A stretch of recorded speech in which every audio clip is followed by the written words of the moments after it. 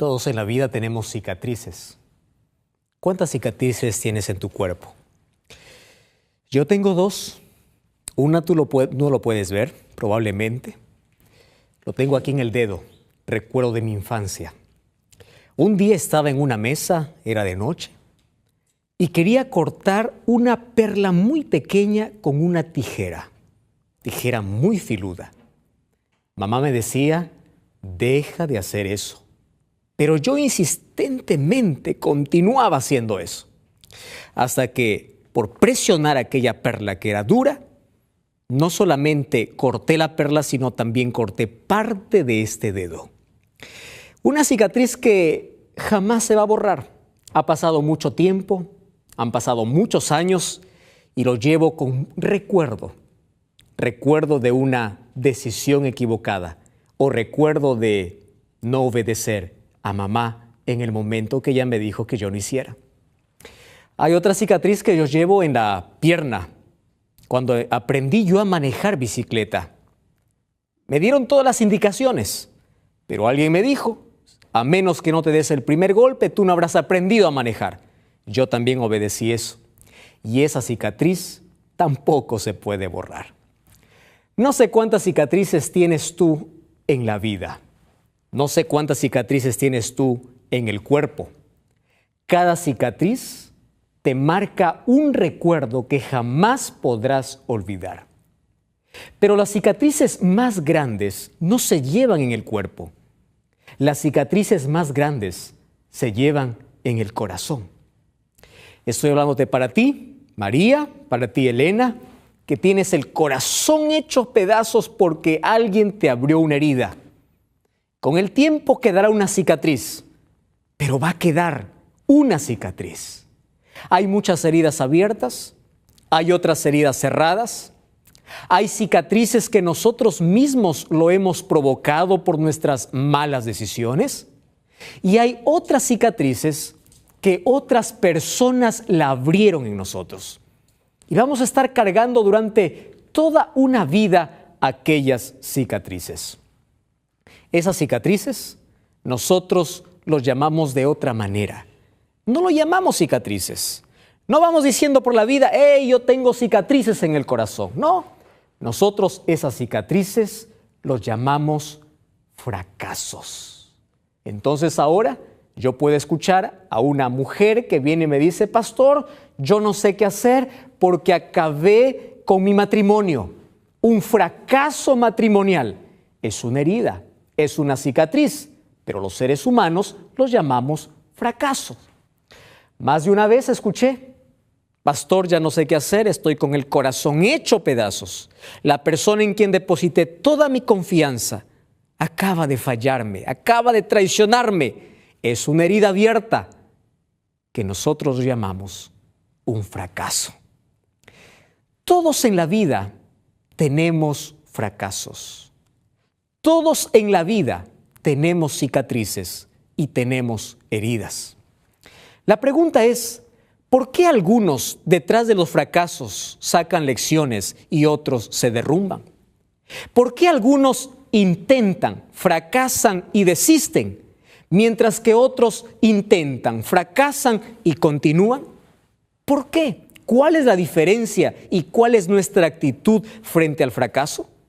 Pues vamos a abrir la palabra de Dios. ¿Qué cosa dice la Biblia para nosotros? En el libro de Proverbios capítulo 24, el versículo 16 dice así: 7 veces puede caer el justo. Ojo, caer es un fracaso. ¿Quiere decir que no aprendiste a caminar en la vida? ¿Por qué caes? 7 veces puede caer el justo, aquel que confía en Dios. Aquel que cree en Dios también prueba el fracaso. También puede caer. Aquel que tiene fe también puede caer. Y aunque 7 veces se caiga, las 7 veces se volverá a levantar. Porque fracaso, querido, no es caerse. Fracaso o ser fracasado es quedarse en el suelo caído.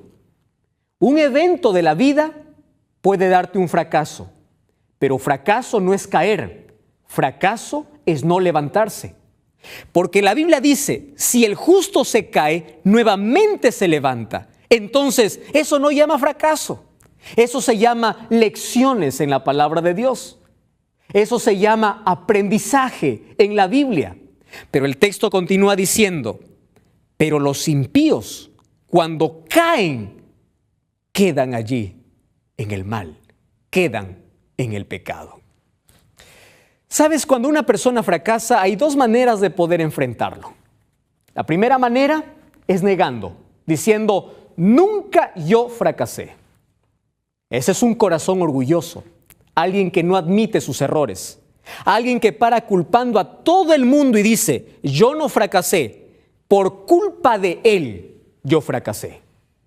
Cayó la empresa, no fue mi culpa, fueron culpa de los trabajadores. Se rompió mi matrimonio, no fue mi culpa, fue la culpa de mi pareja. Y siempre paramos culpando. Un corazón orgulloso, un corazón que nunca reconoce que ha fracasado. Y hay una segunda manera que va al otro extremo, aquel que nunca se levanta de un fracaso, aquel que para martirizándose día y noche, desde que amanece. Allí parece que escuchar una voz de su jefe, de su familia, de personas que dicen, tú eres la decepción, tú eres un fracaso, y paran martirizándose en la vida. Son personas masoquistas mentales. Por un fracaso en la vida, andan cargando durante todo el día. No pueden dormir, no pueden comer, no pueden levantarse porque andan cargando su fracaso. Ahora, ¿por qué ante el fracaso algunas personas crecen y otras personas caen derrumbadas y destruidas en la vida? Hoy, a través de la palabra de Dios, tienes que conocer 3 cosas acerca del fracaso. ¿Está bien? Ahora, vamos por lo primero. Número 1. Todos los seres humanos fracasamos. ¿Está bien? Levanta tu mano si nunca has fracasado en la vida. Eso es mentira. Todos hemos fracasado. Y si dices que nunca has fracasado, pues recuerda, dile a tu mamá que te haga recordar el momento que tú empezaste a caminar. Porque allí cuando estabas por dar tus primeros pasos, ¿cuántas veces te caíste? Eso es un fracaso. ¿Por qué fracasamos? Porque todos los seres humanos somos pecadores. Y la Biblia dice que no hay justo ni aún uno. Todos los seres humanos elegimos alguna cosa mala en la vida. Todos los seres humanos caímos en algún hoyo en la vida. Todos los seres humanos hemos fracasado en la vida, porque el fracaso nos dice que no somos perfectos, que somos seres humanos, que cometemos errores. Pero el asunto no es fracasar. El asunto es cómo reaccionas tú frente al fracaso. ¿Te desanimas? ¿Te quedas allí tirado? ¿O levantas la cabeza y continúas para seguir? ¿Sabes? Lo primero que tienes que saber es que todos fracasamos en la vida. Pero ¿sabes? Detrás de cada fracaso siempre tiene que haber una lección que aprender. Entonces, si tú aprendes lecciones, no lo llames fracaso, llámale proceso.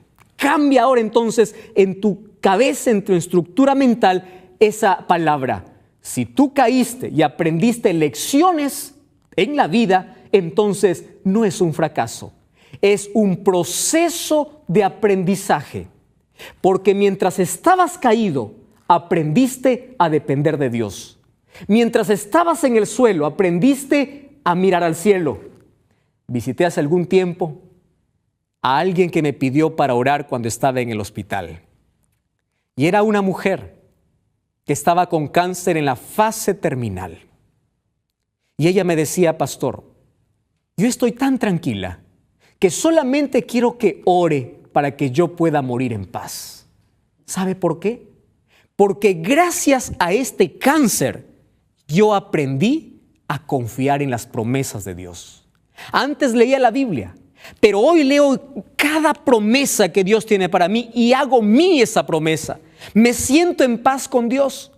Me siento con tanta paz que no tengo miedo ni siquiera a la muerte. ¡Qué maravilla! ¿Sabes? Detrás de cada dolor, de cada fracaso, de cada caída, detrás de cada situación difícil, hay una lección para aprender. Entonces, lo primero que tienes que comprender es que todos los seres humanos fracasamos.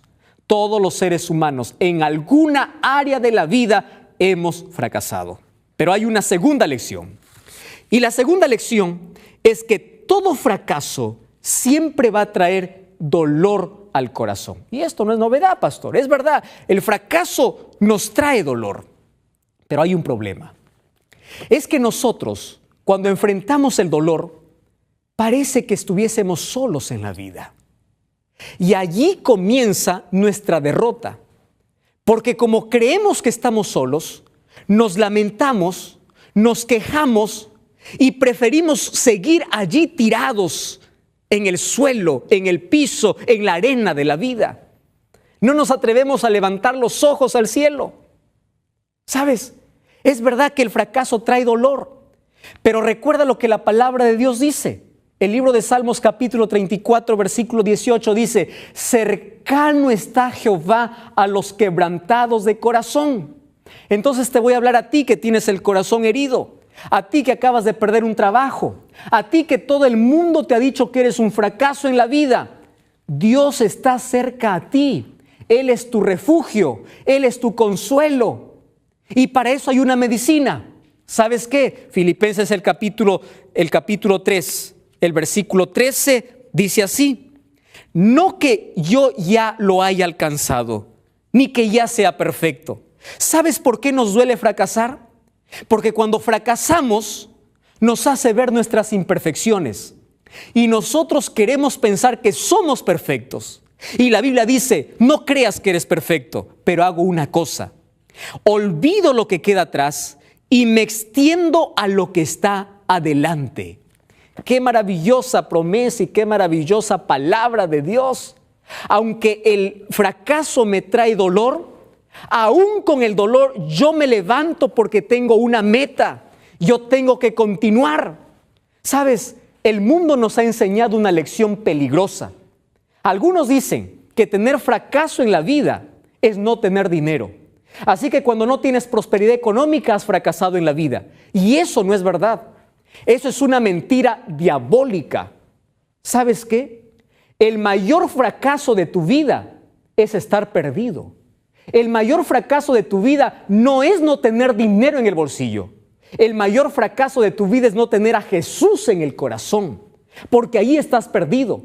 A Dios no le interesa cuántas casas o cuánta fortuna tengas. A Dios le interesa que tú estés salvo, que tengas vida eterna. Entonces, no llames fracaso a una caída de fortuna, una caída económica. Llama fracaso el momento que te alejaste de Dios, te alejaste de Jesús, te alejaste de la vida y empezaste a morir. Eso es el fracaso para el ser humano. Ahora, si el fracaso nos trae dolor, yo no puedo cargar mi dolor durante toda la vida. No, querido. Es verdad que hay heridas. Y a las heridas no los cura el tiempo. A las heridas los cura Dios. Dios es experto en curar heridas. Dios es experto en borrar cicatrices. Dios es experto en levantarte del hoyo, del dolor, del fracaso, del polvo, de la arena, del lugar donde tú caíste, del lugar donde para ti pareciese que es imposible ya salir. Dios es experto en levantarte aún de lo profundo de donde tú has caído. Y aunque trae dolor, hay curación. Y la curación para tu fracaso se llama Jesús. Sin embargo, hay una tercera cosa que tú debes conocer del fracaso. Y es que el fracaso no es el fin. No es el final. El fracaso solamente es el comienzo de una nueva experiencia. Hay muchas historias, muchas historias de personajes que aparentemente fracasaron, pero cuando les dijeron que era el fracaso, para ellos recién fue el comienzo. ¿Te acuerdas tú de Beethoven? ¿Sí? De aquel grande músico que su nombre se ha inmortalizado por aquellas melodías que nos gusta escuchar. ¿Tú sabes que ese hombre tenía tanto miedo en la vida a quedarse sordo? Y a lo que tanto miedo tenía, se cumplió en su vida. Cuando él tenía 42 años de edad, él quedó sordo. Y aunque fue a médicos, gastó mucho dinero, gastó fortuna, se fue a médicos y curanderos porque él quería escuchar bien. Nada pudo detener la sordera. Y él allí pensó así: mi carrera ha terminado, he fracasado. Pero sabes que no fue así. Porque a esa edad, cuando él quedó sordo y no podía oír, en el silencio, cuando ya no escuchaba ninguna otra voz, empezó a componer las mejores canciones que inmortalizan hoy su nombre. Entonces, no me digas que el fracaso es el final. El fracaso es el comienzo. Ahora, si tu fracaso lo pones en las manos de Dios, mucho mejor aún. Si ahora que estás allí probando el sabor amargo del fracaso, levantas tus ojos al cielo y le dices: Señor, moldéame, enséñame lecciones, voy a depender de ti, voy a confiar en ti, entonces no habrás fracasado. Solamente estarás en el proceso de aprendizaje de la vida. No llames fracaso a un suceso. No, querido. Fracaso es caer, desanimarse, desistir y allí tirarse en el suelo. Pero cuando tú caes y te levantas, eso no es fracaso, eso es aprendizaje. Y esta noche tú tienes que aprender dos cosas que tienes que hacer cuando sientes que el fracaso ha llegado a tu vida. Número 1, cuando pienses que has llegado al suelo, es el momento de mirar al cielo. Cuando pienses que todo está en el suelo, es el momento de mirar al cielo. La palabra de Dios en el libro de Romanos capítulo 8, versículo 28 dice: y sabemos que los que aman a Dios, todas las cosas son para bien. Aún el fracaso, aún de los errores, aún esas cosas son lecciones para aprender. Todas las cosas. Ahora es maravilloso, querido, lo que dice la Biblia en el libro de Jeremías, el capítulo 18, el versículo 3. Mira lo que dice la palabra de Dios.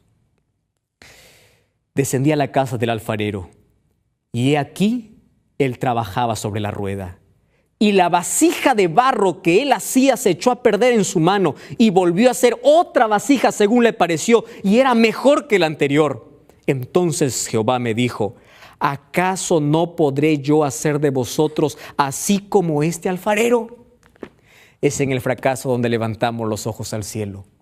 Y es en el fracaso donde Dios puede moldear nuestro carácter, porque es allí donde estamos más sensibles. Querido, entonces el desafío para ti en este momento es: ¿prefieres ser moldeado por las manos de Jesús o continuar desfigurado por el pecado?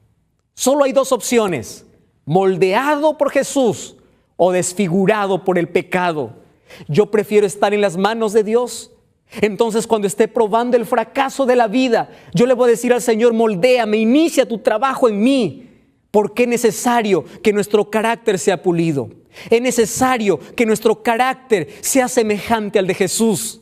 Es necesario que pasemos por la prueba de fuego. Es necesario que, como el oro pasa por el fuego para que brille, es necesario que tú y yo también probemos el fracaso, porque es allí donde Jesús moldea nuestro carácter, nos enseña a ser dependientes. Es allí donde Jesús moldea nuestro carácter, y este barro tosco, este barro sucio, lleno de pecado, un día lo convierte en imagen perfecta de Dios. Entonces esta noche quiero hablar para ti. Tú que te sientes fracasado, tú que piensas que ya todo terminó en la vida. Es más, te dijeron desde niño que tú eras un fracaso. Voy a hablarte para ti que tienes el corazón roto. tiene la familia destruida, tiene la salud hecho pedazos. Hay solo retazos de tu vida para juntar y piensas que nadie más te puede sacar de donde tú has caído. Por favor, créeme, mírame. Sabes, Dios tiene un plan para ti. Dios puede enseñarte lecciones importantes, pero es hora de mirar al cielo. Es hora de mirar tu mayor victoria. Porque cuando miras a Jesús, tu fracaso, tu derrota se convierte en victoria, porque eso puede hacer Jesús por ti. No vayas al lugar equivocado. Corre a los pies de Jesús. Pablo decía, cuando yo fracaso, me olvido lo que queda atrás y tengo una sola meta. Miro al cielo, miro a Jesús. Quiero hablarte para ti que has fracasado en la vida cristiana. Quiero hablarte para ti que estás desanimado. ¿Te acuerdas que desde niño ibas a la iglesia? ¿Te acuerdas hace cuánto tiempo te alejaste de Dios? Es hora de volver. No sigas más allí caído. Recuerda que un día David también fracasó, pero ese fracaso no le dio derecho a quedarse allí en el pecado. Él escribió el Salmo 51 cuando dijo, cree en mí, oh Dios, un corazón nuevo. Querido, es hora de volver. Este sábado vuelve a la iglesia adventista. Este sábado busca la iglesia adventista. Es hora de volver. Basta de caídas, basta de fracasos. Es hora de ponernos en las manos de Dios para decir, Señor, solamente tú puedes levantarme. Quiero hablarte a ti de corazón. No sigas más allí en el suelo. Es hora de mirar al cielo. Es hora de volver a los brazos del Padre. Es hora de poner nuestra vida en las manos de Jesús. ¿Quieres orar? Querido Dios, en este momento hay una persona que está allí asistiendo al programa, sentada en un sofá, y está muy triste porque está recordando todos aquellos momentos maravillosos que lo pasó contigo, pero hoy se siente que ha fracasado. Hay una persona que acaba de perder el trabajo y siente que ha fracasado. Hay una persona que se ha sentido fracasado durante toda la vida, pero esta noche tú le extiendes tu mano para decirle, no todo está terminado. Hoy es un nuevo comienzo si tú me permites actuar en tu vida. Querido Dios, y la obra que tú comienzas en nosotros, lo vas a terminar.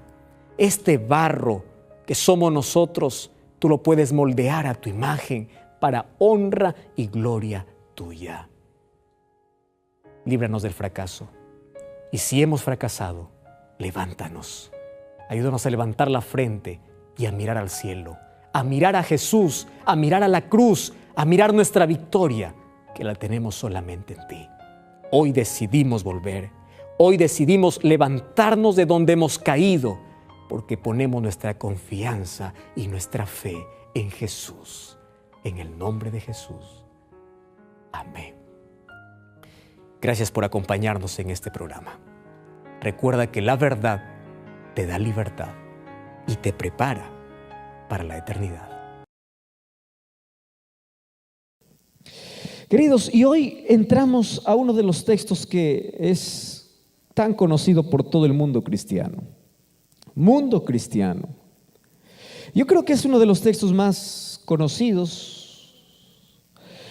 Y alguien mencionó de que si nosotros perdiésemos toda la Biblia y nos quedásemos con Juan capítulo 3, versículo 16 o 15 y 16, tendríamos luz suficiente como para entender la salvación. Porque ahí está la base de nuestra salvación. Para que todo aquel que en Él cree no se pierda, mas tenga vida eterna. ¿A quién dijo Jesús esto? A Nicodemo. Nicodemo, ¿cómo puedes nacer de nuevo? Recuerda el viento, el Espíritu Santo trabaja en silencio.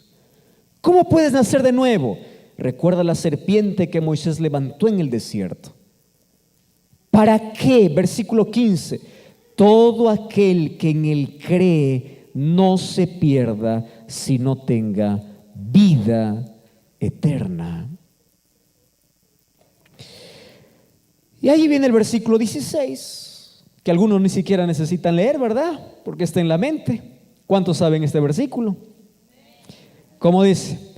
Porque de tal manera amó Dios al mundo que dio a su Hijo unigénito para que todo aquel que en Él cree. ¿Qué cosa dice el versículo 15?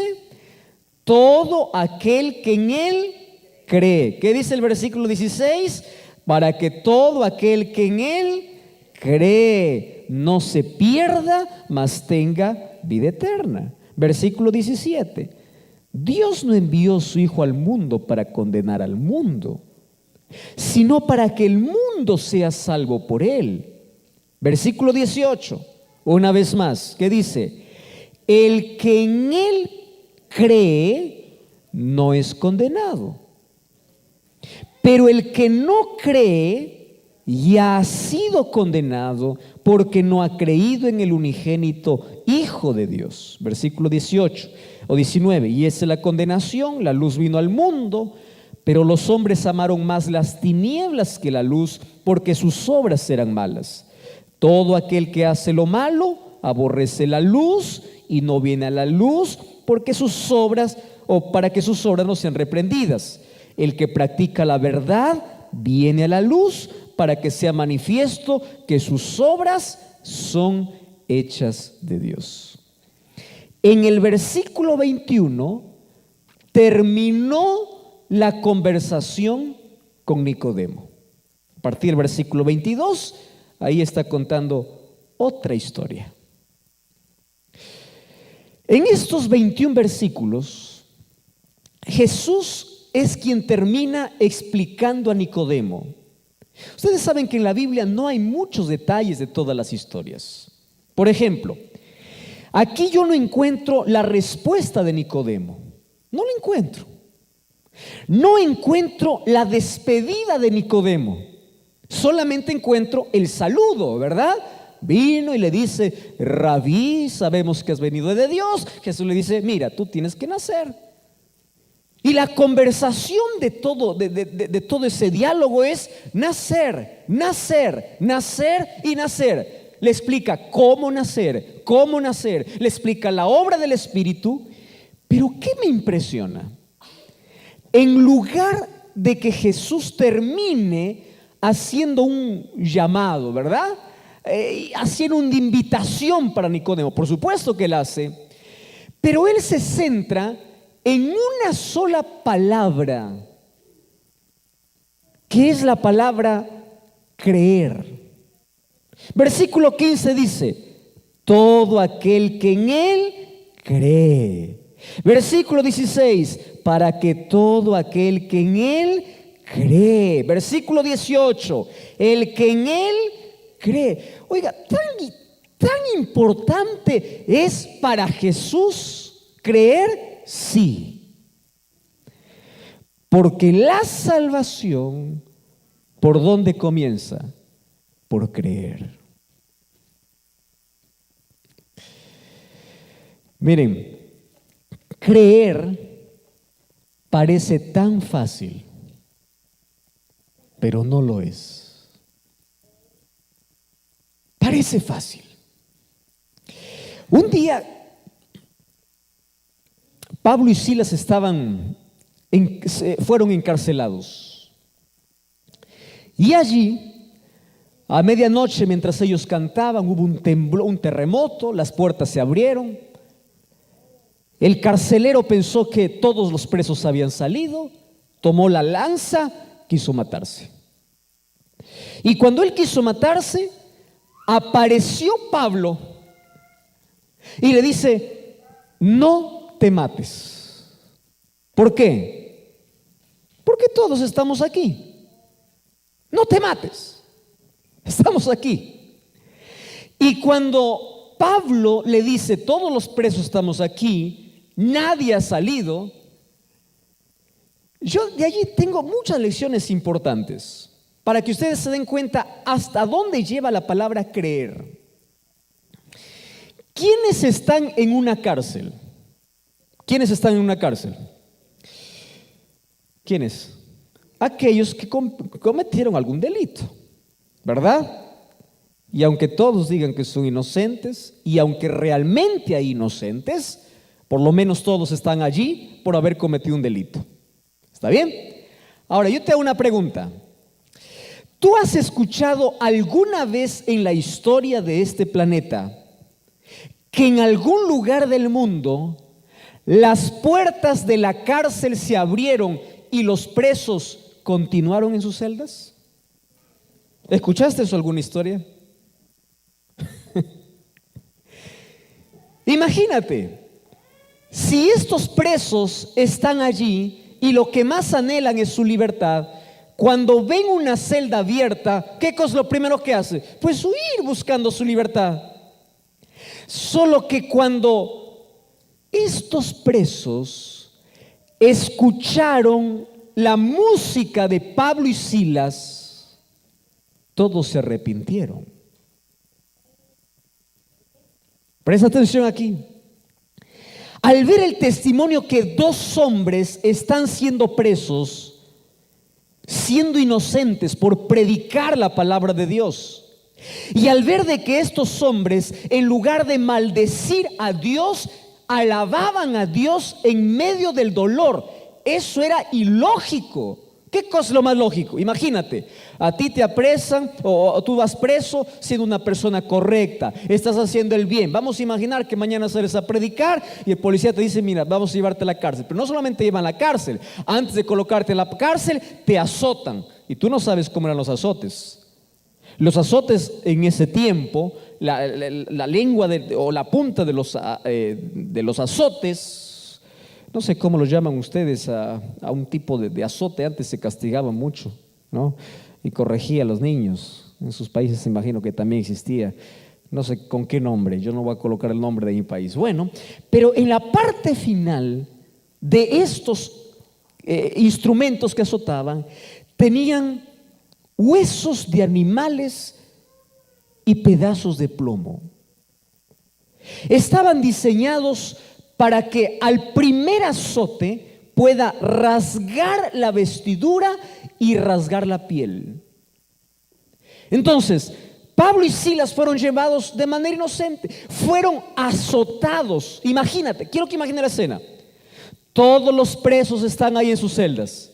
Llegan dos hombres, espaldas rotas, llenas de sangre. Pasan y no están, ojo, en ese tiempo no es que colocaban a los presos en una celda y los dejaban allí para reflexionar, están dando vuelta, por lo menos tienen 2 metros de pared para caminar. No. En ese tiempo había un instrumento que causaba sufrimiento, el cual se llamaba cepo, donde colocaban las piernas y ellos no podían moverse. Y estos hombres, en lugar de maldecir, de reclamar, empezaron a cantar.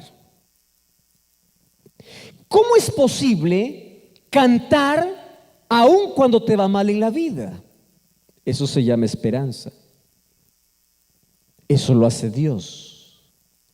Y los presos al escuchar cantar a Pablo y Silas, ¿qué cosa hicieron? Creyeron en el Dios de Pablo y Silas. Por eso es que cuando las puertas se abrieron, nadie huyó. Todos estaban allí, preguntándole, yo te escuché cantar, ¿por qué cantas cuando tus espaldas sangran? ¿Por qué viniste aquí? ¿Cómo es posible que tu Dios puede darte una música en tus labios, una canción en tu vida, aun cuando tus espaldas sangran? Eso es creer. Pero había uno que no todavía había creído. ¿Quién era? El carcelero. Y ese carcelero, cuando quiso matarse, aparece Pablo y le dice, no te mates, porque todos estamos aquí. Ahora, ¿ustedes sabían por qué el carcelero quería matarse? Miren, presten atención aquí. El problema del carcelero es el problema de miles de personas hoy, y puede ser tu problema. ¿Cuál es el problema del carcelero? Él se aferró donde no debía aferrarse. ¿A dónde se aferró el carcelero? A un trabajo. ¿El trabajo es malo? No. ¿Qué cosa es el trabajo? ¿Bendición o no es bendición? Por supuesto. Pero cuando te aferras al trabajo o el trabajo está por encima de Dios, un día cuando pierdes el trabajo, quedas en el vacío y no tienes a dónde ir. Porque ¿a dónde te aferraste? Al trabajo. ¿Qué cosa pensó allí este carcelero? Me quedé desempleado. Y es más, la ley de ese tiempo decía que si alguien permitía que los presos puedan salir, él estaba condenado a la muerte. Perdió el trabajo, estaba en riesgo su vida y dijo, yo me mato. Fíjate una cosa aquí. Cuando allí vio que todos los presos estaban, este carcelero le hace una sola pregunta a Pablo. Y le dice así, señores, a Pablo y Silas, ¿qué debo hacer para ser salvo? Interesante. ¿Qué debo hacer? Y Pablo no le dice, mira, para ser salvo tienes que cumplir 600 leyes. No. No le dice, para ser salvo tienes que hacer penitencia. No. No le dice, mira, para ser salvo tienes que mirar por donde caminas. Esto es pecado, esto no es pecado. Deja esto, no deje lo otro. No. Le dice, ¿quieres ser salvo? ¿Cuál fue la respuesta de Pablo? Cree. Cree. ¿De dónde sacó Pablo aquí su teología de salvación? De Juan capítulo 3, versículo 16. ¿Qué cosa dijo Jesús? El que cree. Y Pablo le dice, cree. ¿Y sabes qué cosa me encanta de esta historia? Que el carcelero dice, creo. Los llevó a su casa, lavó sus heridas y en esa misma noche se bautizó. Oiga, qué impresionante. No me digas que el carcelero no creía en Dios antes de que ocurriera eso. Él creía en Dios, por supuesto que sí. Estoy redundando, ¿verdad? Por supuesto. Él creía. Solo que cuando Pablo le dice, tienes que creer, no le está hablando, tienes que saber que Dios existe. Porque eso no es creer. Creer, ¿a qué me lleva? A rendirme delante de Dios. Por eso es que el carcelero dice, creo, y aquella misma noche se bautizó. Cree. Ah, no, pastor, yo creo que Dios existe. ¿Por qué crees? Porque sé que Dios está arriba, Dios está en el cielo. No. El diablo también cree. Yo le dije una de estas noches, el ateísmo es tan extraño que ni siquiera el diablo es ateo. El diablo cree. Los demonios creen. Santiago capítulo 2 versículo 19 dice, los demonios creen.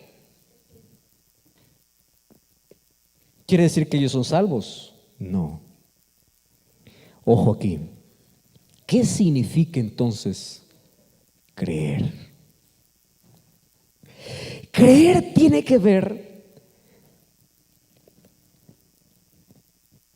con involucrar todo el ser humano en una entrega completa hacia Dios. Creer es someterse a la voluntad de Dios. Creer es rendirse por completo a Dios. Creer no es pensar o saber que Dios existe. Simplemente, creer demanda más que eso. Y en esta noche yo te voy a explicar 3 asuntos importantes. Número 1, En este mundo existen tres tipos de personas. Tres. Número uno, el que cree. Número dos, el que no cree. Y número tres, el que casi cree. ¿Correcto? Podemos dividir eso de manera didáctica para poder explicar esto. ¿Y Jesús qué cosa dice? Que la salvación es dada ¿para quién? Para todo aquel que cree. Si queremos dividir, entonces podríamos dividir en dos grupos, en tres grupos. ¿Quiénes son? Los que creen, los que no creen y los que casi creen. Vamos a explicar. Y allí tú vas a decir en cuál de los tres estás, ¿correcto? Tú mismo vas a decir, yo estoy en el, pero ahí tú puedes cambiar, yo estoy en el 1, en el 2, en el 3, yo puedo cambiar del 3 al 2, del 3 al 1, etc. Voy a comenzar por lo más simple, por aquello que no necesita explicación, y es aquel que cree. ¿Quién es aquel que cree? Aquel que cree es alguien que se va al aeropuerto, sube a un avión sin conocer al piloto, se sienta sabiendo de que ese avión va a volar y a él no le importa ni siquiera quién es el que conduce el piloto, nunca lo ve su cara, apenas escucha su voz cuando el avión está despegando, pero él cree que hay un piloto, aunque nunca lo haya visto en su vida. ¿Qué cosa hace? Cree. Correcto. Nunca lo viste. El avión despegó, tú tienes fe. El avión está volando, tú tienes fe. El avión aterriza, tú tienes fe. Nunca saludaste al piloto, nunca te tomaste una foto con el piloto, pero tú creíste en un piloto que nunca viste. ¿Qué cosa es eso? Creer. Correcto. ¿Qué cosa es creer? Es ir a una farmacia y allí o ir al médico que probablemente por primera vez lo conoces en tu vida. Tú no sabes si es médico, ¿por qué no o si es alguien profesional o alguien que se disfraza? Tú no le estás pidiendo todos sus títulos, todos sus honores. Sabes que es médico porque colocó un consultorio y tiene alguna recomendación. Creer es ir a la oficina del médico, decir, este es mi problema, y el médico me da una medicina, y yo no discuto al médico. Yo no le digo, oh médico, a mí me parece que la otra medicina está mejor. No, el médico me dijo esta. Creer es ir a la farmacia y decir, deme esta medicina. ¿Por qué? Porque yo creo en ¿quién? En el médico. ¿Eso qué cosa es? Creer. Podemos trasladar esos dos ejemplos al lado espiritual. ¿Me acompañan? ¿Sí? Miren. Ahora aparece Dios. Vamos a tomar el ejemplo del piloto. ¿Está bien? Dios te dice, sube al avión. Y tú dices, no subo. ¿Por qué? Porque yo no he visto a Dios. Yo quiero verlo. Tengo que conocerlo. Yo tengo que verlo. Tengo que experimentarlo. Si no, no me subo. Pero si sube, yo voy a conducir. No. Yo no solo quiero escuchar voz, yo quiero ver. Mira cómo es el ser humano.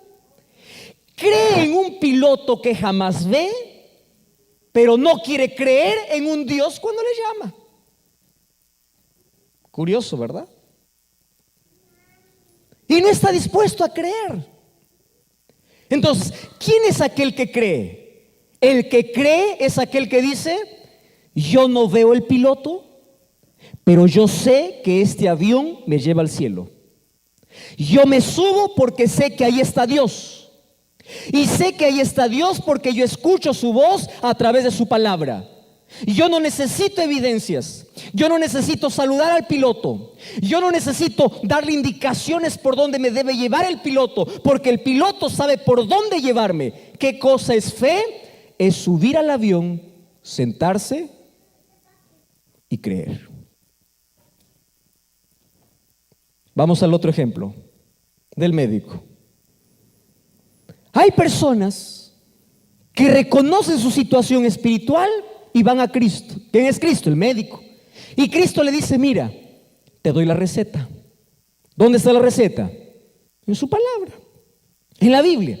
Pero la persona va con la receta y mientras va por el camino con la receta, cambia la receta. Ya viste, personas, la Biblia dice, este día guardarás. Eso es la receta. Tú cierras la receta y dices, ¿y cuál es el problema si yo cambio para otra receta?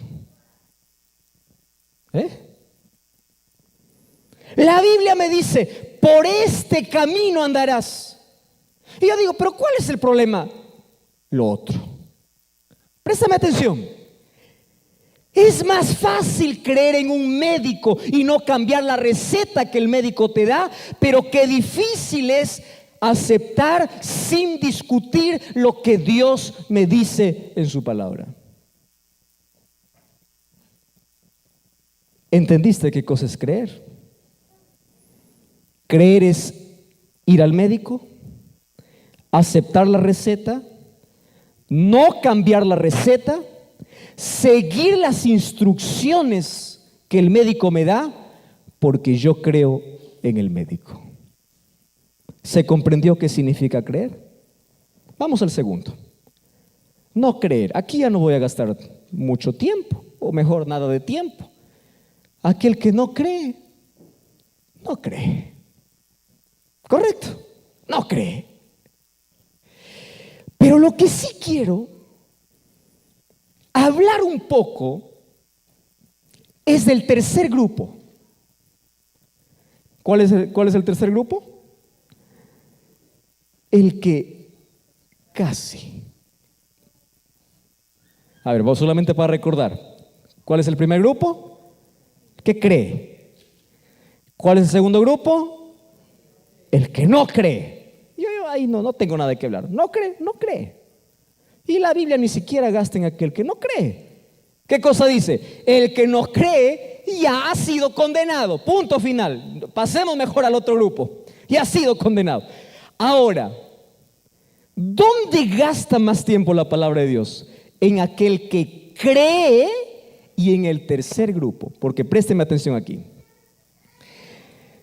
Los que creen son un grupo pequeño. ¿Correcto? No todo el mundo cree. No todo el mundo coloca su vida bajo el control de Dios. No todo el mundo se deja guiar por Dios. No todo el mundo. Pero existe el otro grupo, aquel que no cree. No es un grupo mayoritario. No. Aquellos que dicen no creer son aquellos en su mayoría porque han tenido alguna experiencia desagradable en la vida y dicen, yo no creo en Dios. ¿Saben que yo he conversado con varias personas que dicen, mire pastor, yo soy ateo? A mí no me venga con Dios, no me diga de Dios. Pero no es un ateo científico, no es un ateo que se fue a un laboratorio por querer comprobar la existencia de Dios. Cuando tú conversas con alguien que dice que es ateo, en su mayoría es alguien que ni siquiera conoce que es un ateo o quién es un ateo. Porque algunos dicen yo soy ateo solamente porque dicen yo no creo en Dios. Y si tú le dices explícame por qué no crees, él no te va a dar razones. Pero la mayoría dice ser ateo por una razón. ¿Sabes por qué razón? Porque hay tantas preguntas sin respuestas en su vida. Tantas veces que enfrentó el sufrimiento, él no tuvo cómo explicar ese sufrimiento. Y es por eso que dice, si existe todo eso, yo no creo. Punto final. Se cierra. ¿Es un grupo grande? No. Es un grupo también pequeño, un grupo de menor cantidad. Ustedes saben ¿Dónde está el mayor grupo? En el tercero. En aquel que cree y no cree. Aquel que cree que Dios existe, pero no le entrega su vida. Aquel que sabe que Dios es real, pero no está dispuesto a tener una relación con Él. A ver, les explico mejor a través de una historia. A mí me encanta cuando me cuentan historias, porque yo así aprendo mejor. Yo no sé si ustedes también. Es una historia muy conocida de un malabarista que estaba cruzando allí un inmenso abismo. Entre un lado y el otro colocó allí dos estacas, ¿verdad? Y ahí colocó una cuerda en el centro, y la gente estaba allí para ver este equilibrista, malabarista, diciendo, wow, impresionante. Y él desafió a todos y dijo, miren, yo voy a cruzar de este lado hacia el otro lado caminando, en una sola cuerda. Y toda la gente estaba ahí a la expectativa, todos los medios de comunicación, todos con sus cámaras, todos grabando, porque toda la expectativa, imagínate cuánta altura él podría caerse. Y bueno, ante el aplauso de toda la gente, él empezó a caminar, dio un paso, dio 2, 3, 4, 5, llegó a la mitad, la gente empezó a aplaudir, fue para el otro lado y ahí estaba otro grupo esperándolo. Correcto. Cuando llegó al otro lado, la gente estaba boquiabierta. Entonces aquel malabarista o equilibrista se acerca a uno de aquellos que estaba aplaudiendo y diciendo, bravo, wow, extraordinario. Ojo, le estaba viendo cómo ella cruzó y le dice, ¿tú crees que yo puedo volver al otro lado caminando? ¿Y qué cosa le dice ese? Sí, por supuesto. Si ya te vi venir, ya tienes más experiencia. Yo te he visto con mis ojos, ¿verdad? Allí caminar del otro lado, llegar sano acá. Entonces que tú me preguntas si puedes volver, por supuesto que creo, porque yo ya te vi. Y él le dice, ¿tú realmente crees que puedo volver? Sí, creo. Muy bien, le dice. Si tú crees que yo puedo volver, súbete a mi hombro y vamos los dos. Y el otro le dice, no, yo creo que tú puedes, pero subirme en tu hombro, no. Escúchame, ese es de aquel que casi cree. Si yo pregunto aquí, ¿cuántos creen en Dios? Levante su mano. Levante su mano. Ahora te pregunto, ¿ya te subiste en su hombro? No, eso no. Yo creo que Dios existe, ¿correcto? Yo sé que Dios existe, eso está bien. Pero que yo tome una decisión, que yo me bautice, que yo nazca de nuevo, que yo sea cristiano, eso no. ¿Qué tipo de creer es eso? Eso no es creer. Ese es estar en la misma condición de aquel que no cree. Préstame atención aquí. Si tú dices creer en Dios, pero aún no tienes una relación con ese Dios, tú estás en la misma situación que aquel que no cree. ¿Y la salvación para quién es? Para aquel que cree. ¿Te diste cuenta que creer no solamente es decir, bueno, Dios existe, Dios maravilloso, Diosito lindo, Dios? No. Creer demanda compromiso, demanda entrega. Muy bien. Entonces, si existen estos tres grupos, yo te voy a hablar en este momento de tres personajes bíblicos que van a representar a este grupo. ¿Está bien? ¿De qué grupo estamos hablando? De aquel que casi cree. Casi. Tú sabes que el mundo o las personas que se quedan, que se pierden en este mundo, No estará lleno de personas incrédulas, de personas que no tienen conocimiento de Dios, de personas que toda la vida vivieron una vida desordenada. No, no, no, no. En su mayoría los que se pierden, ¿sabes quiénes estarán allí? Aquellos que casi creyeron. Casi. Y les faltó algo tan pequeño como una decisión simple. Porque la salvación tiene que ver con decisión. Ahora, 3 personajes en la Biblia. Primer personaje. Se le conoce como el personaje más duro de la Biblia. ¿Tú ya escuchaste esta expresión? Pastor, él es duro de corazón. ¿Escuchamos eso? Y la gente que no es cristiana pues no entiende, ¿no? ¿Qué significa duro de corazón? ¿Que mi corazón no late? No estamos hablando de mí. Duro de corazón significa alguien que tiene una mente cerrada. Alguien que no permite que el Espíritu Santo pueda trabajar en su vida. ¿En qué se convierte? En un duro de corazón. Solo que yo creo lo siguiente: un duro de corazón no es un caso imposible.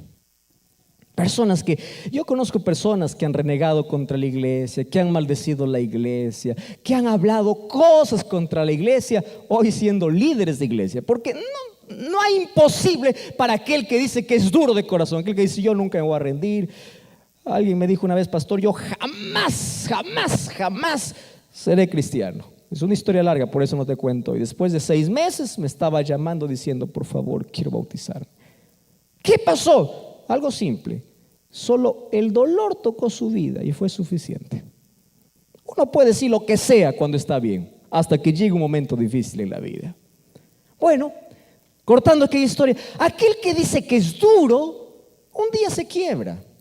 Entonces, si tú tienes un esposo duro, tienes un familiar que es duro, una persona que es dura, que es imposible, no te preocupes, ora por él y deja. Dios se encarga de poder romper los duros. Por ejemplo, encuentro allí a un Saulo. Un día era un perseguidor de cristianos, odiaba a cristianos, hasta que se encontró con Jesús, se quedó ciego. Cambió su historia. De perseguidor pasó a pacificador. De perseguidor pasó a predicador. De la iglesia que antes él mataba, ahora él estaba dispuesto a dar su vida por aquella iglesia o por aquel Cristo. Por supuesto, porque el duro se puede romper. ¿Sabes quién es aquel que no se puede romper? Es aquel que dice que cree, pero no cree. Un ejemplo te voy a dar. Faraón. Ay, Faraón. Abran su Biblia, Éxodo 10:16. Éxodo capítulo 10, versículo 16. Mira, Éxodo 10:16. ¿Estamos listos? Dice así: entonces Faraón se apresuró a llamar a Moisés y Aarón y le dijo, mira lo que dice Faraón. ¿Sabes quién es Faraón, verdad? Faraón es el rey de Egipto, que tiene esclavizado al pueblo de Dios por más de 300 años. Más de 400 años. Entonces, él le dice, se apresuró a llamar a Moisés y Aarón y le dice así. ¿Qué cosa le dice? He pecado contra Jehová, vuestro Dios. ¿No les parece lindo este texto? Aparentemente está arrepentido o no está arrepentido Faraón. Sí. Él está diciendo, pequé. Y reconocer que tú has pecado es un paso ¿para qué? Para el arrepentimiento. El arrepentimiento comienza con el reconocimiento y dice, he pecado. Versículo 17.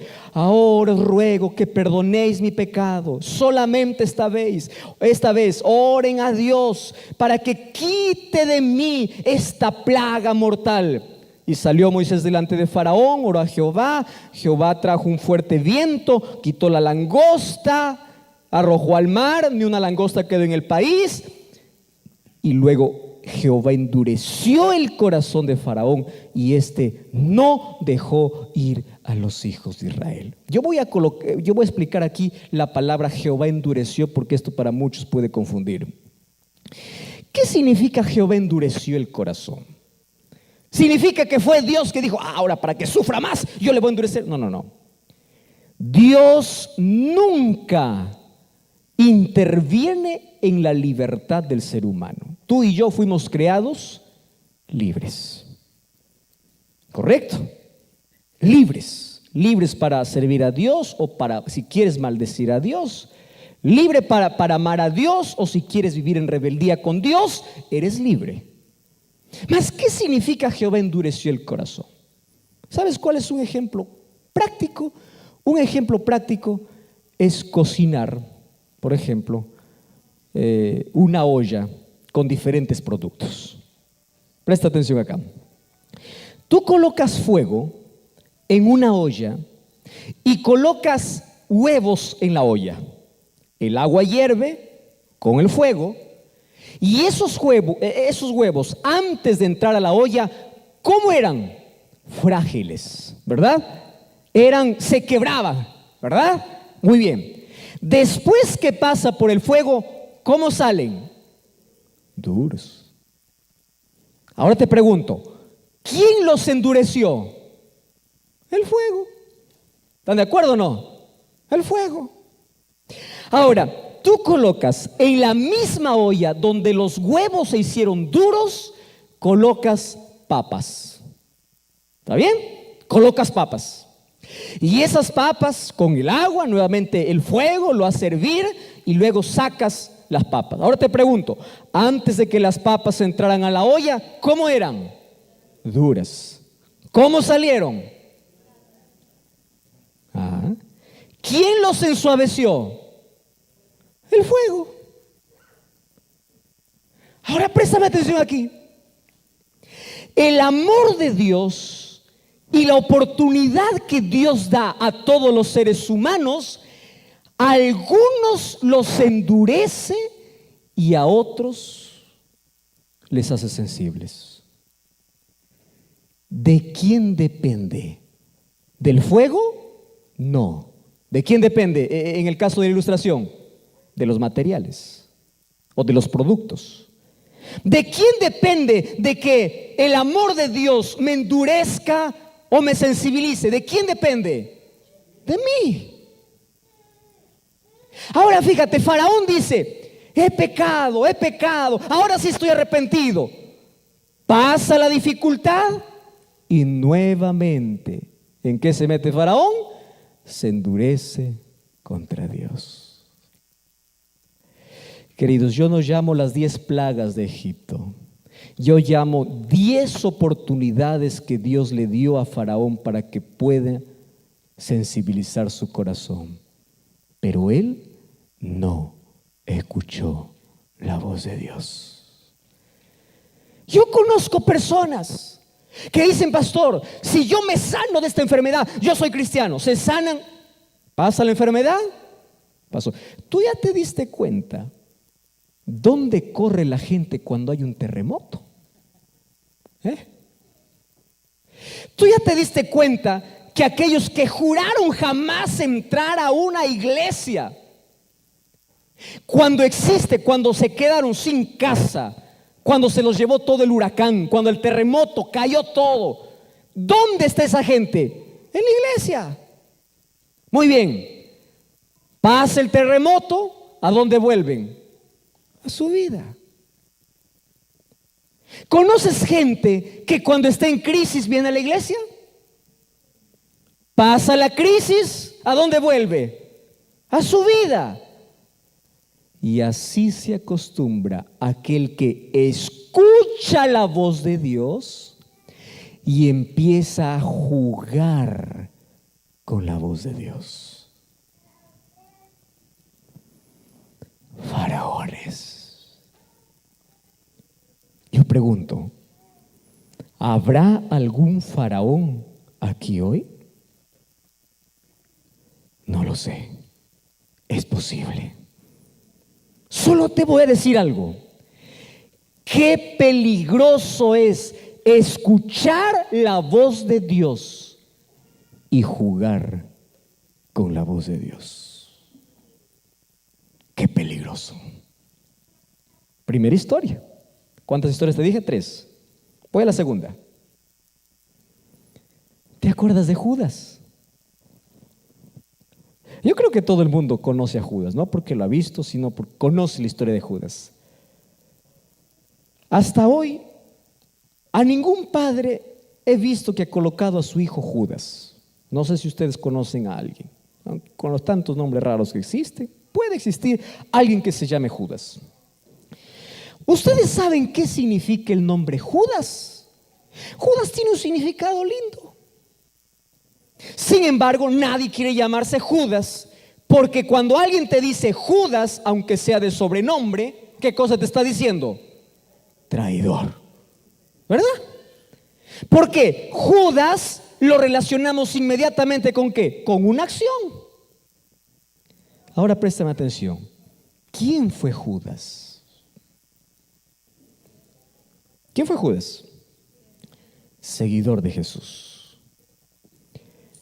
Durmió con Jesús. Caminó con Jesús. Vio los milagros de Jesús. Escuchó los sermones más poderosos que un hombre en la historia pudo haber escuchado de los propios labios de Jesús. Vio resucitar muertos. Vio leprosos ser sanados. Vio ciegos ver, cojos andar. Él vio. Judas, el más capaz, el más inteligente. ¿Tú sabías que cuando alguien decía a los discípulos, esos discípulos, todos son unos ignorantes? Ahí salió un discípulo y decía, ¿tú sabes quién está en el grupo? Judas. Judas, respetado. Judas, educado. Judas tenía mayores posibilidades que todos los demás discípulos para ser el apóstol de los gentiles, para ser un gran predicador, para ser un gran hombre, instrumento en las manos de Dios. ¿Qué le sucedió a Judas? ¿Cuál fue su problema? Casi creyó. Vio tantas cosas en su vida, pero hay una cosa que él no hizo. ¿Sabes qué cosa no hizo Judas? No se entregó a Jesús. Tú puedes saber todo de Dios. Tú puedes llevar cursos bíblicos. Tú puedes escuchar los mejores sermones.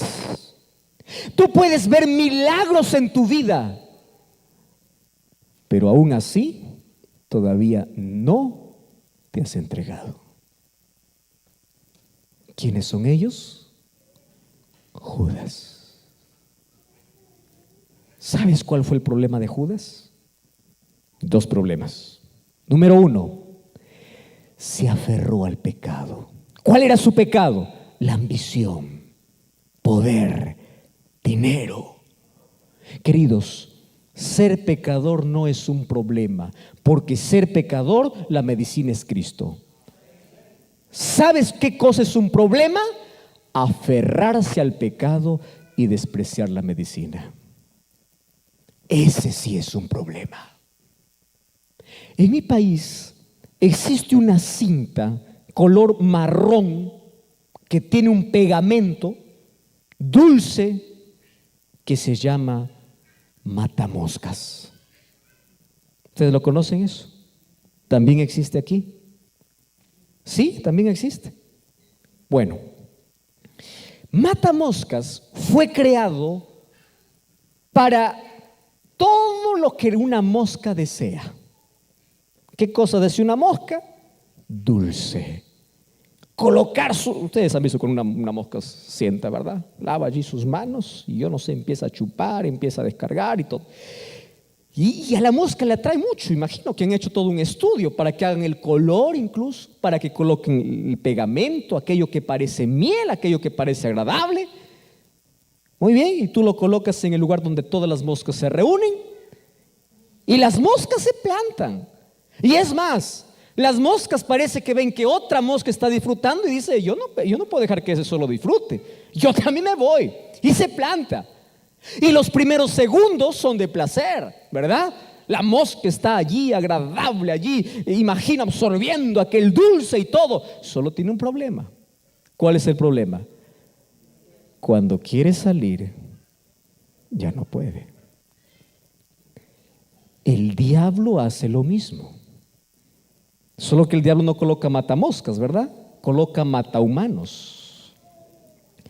Se llama placer, se llama diversión, se llama todo lo que tú quieres. Y tú dices, todo el mundo está divirtiéndose, yo también me divierto. Y tú te vas y dices, sí, el placer es momentáneo, el placer es lindo, solo que hay un problema. Cuando quieres salir, no puedes. Solo que para el ser humano existe una salida. ¿Cuál es la salida? Cuando estás atrapado en el pecado, Jesús te puede libertar. ¿Sabes quiénes se perderán? Aquellos que a pesar de estar aferrados al pecado, nunca quisieron despegarse del pecado. Ellos se pierden.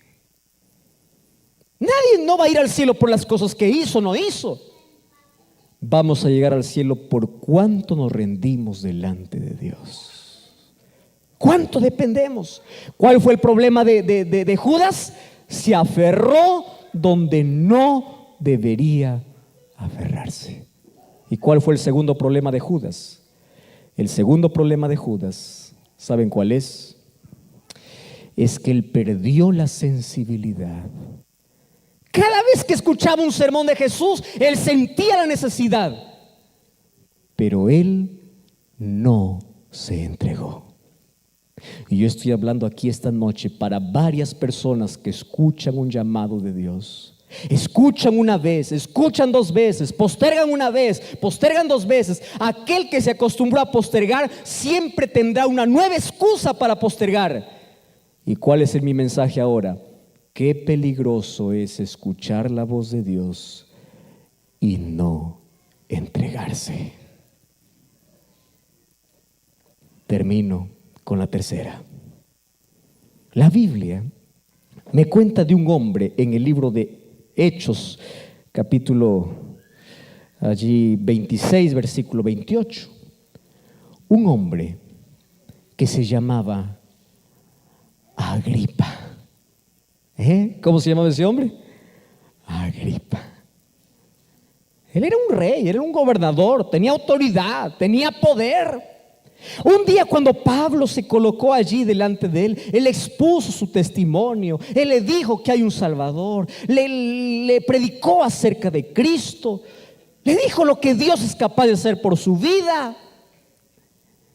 Solo que Agripa le dijo así a Pablo. Vamos a Hechos, capítulo 26. Mira Hechos, capítulo 26, versículo 28. Hechos 26, 28. Wow, impresionante. Dice así. Entonces Agripa dijo a Pablo, ¿qué cosa le dice? Por poco. ¿Cuánto le falta a Agripa? Poco. ¿Por poco qué? Por poco me convences y me hago cristiano. ¿Ustedes sabían que esa era la última oportunidad para Agripa? Nunca más vio a Pablo. Y no tenemos un registro de un arrepentimiento de Agripa. ¿Sabes cuál es la lección de Agripa? Qué peligroso es comprender quién es Jesús y por un poco no entregarse. Entonces hoy yo te voy a hacer un llamado en el nombre de Dios. Yo sé que aquí esta noche no hay 3 grupos, solamente hay 2 grupos. ¿Quiénes son los 2 grupos? Los que creen. ¿Y cuál sería el otro grupo? Los que casi creen. Y si tú estás dentro de aquellos que casi creen, ¿a cuál te pareces? ¿A Faraón? ¿A Judas? ¿O a Agripa? No lo sé. Solo tú sabes todas las oportunidades que Dios ya te ha dado. Una de las cosas que me entristece cuando Jesús entró para Jerusalén, en Mateo 23, 37 dice: Jerusalén, Jerusalén, tú que matas a los profetas y apedreas a los que te son enviados. ¿Cuántas veces quise juntarte, como la gallina junta sus polluelos debajo de sus alas? Pero tú no quisiste. Tú no quisiste. Por eso, en el nombre de Dios, deja tu casi. Deja el casi. Ese casi para ti puede ser un compromiso, el trabajo, la familia, todos los casis que podemos inventar en la vida, todas las excusas que podemos inventar en la vida. Deja tu casi y empieza a creer, porque Jesús dijo: todo aquel que cree, ¿qué cosa tiene? Vida eterna. En el nombre de Dios te invito a creer. Hoy acepta a Cristo, ríndete a Cristo, entrégate a Cristo.